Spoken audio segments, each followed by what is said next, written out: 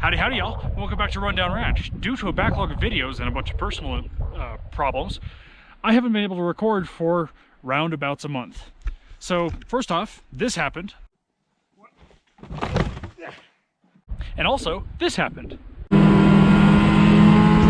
Since all of that has happened, I'm going to be doing another campfire video. Although, this time I'm going to be telling a story about something that I have never done before. I'm going to be trying to make this a little bit more high energy because I know the last campfire video was a little bit slower. And so let's get to it. Alright, so to start out today's tale, let me first preface this with, I have never actually taken a shop class before. And so all of this was brand new to me. I sat down with my uncle today and he taught me how to both use a blowtorch and a MIG welder. But Michael, you've been on the ranch for 24 years. How is that possible? First off, it's been 2. And second off, 24 is not that old. Says you. Get out of here. Okay. Anyway, so back to what I was saying. I have never done any welding whatsoever. So this was an exciting opportunity for me because my uncle has been welding for well over 20 years. He has a lot of experience in MIG, in TIG, and in stick welding, all three. And he has done a lot of contract work for a lot of contract welding jobs in the past. So when I learned that we were planning on using the frame of an old mobile home as a bridge in the coming future, I figured I would be able to have the most use, be the most useful if I learned how to both use a acetylene torch and learned how to weld. In case you weren't familiar, this is the mobile home frame I was talking about. Now back inside. After telling him about my plans, he took me into his shop and started showing me around. Now, a lot of this is coming from my memory, so I likely have the names of things incorrect, but I have the general idea down. The first thing he showed me was this pneumatic hammer that he has installed in his shop, and he showed me how that works. He then took me around and started showing me the different types of welding that there are. He has equipment for all 3 types, and was showing me how a single cart can hold all 3 types. He then took me through the reasoning and the types of inert gases that are used within MIG and TIG welding. As a side note there, he also seemed very excited to show off his forges, which he has a gas-powered and a coal-powered forge.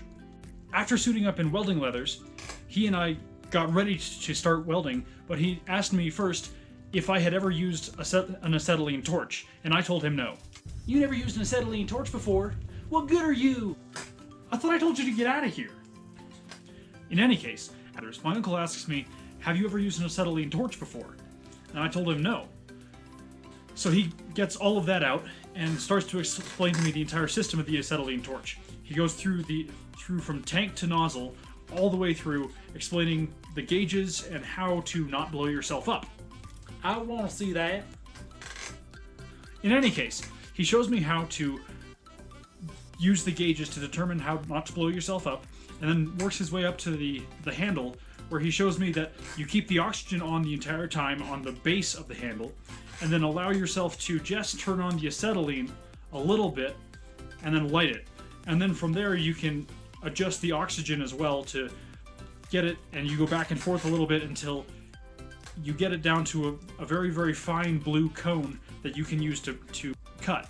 He also walks me through the process of cleaning out your nozzle, but that's a different story.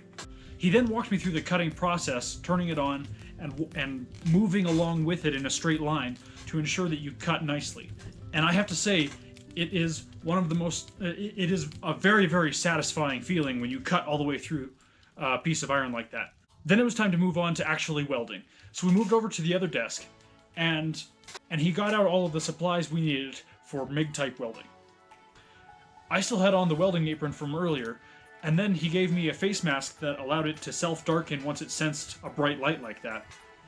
He told me a little bit about how to gauge your amperage based on the thickness of the metal, but he said he ends up just using his kind of intuition as to what he needs to do with a particular type of metal.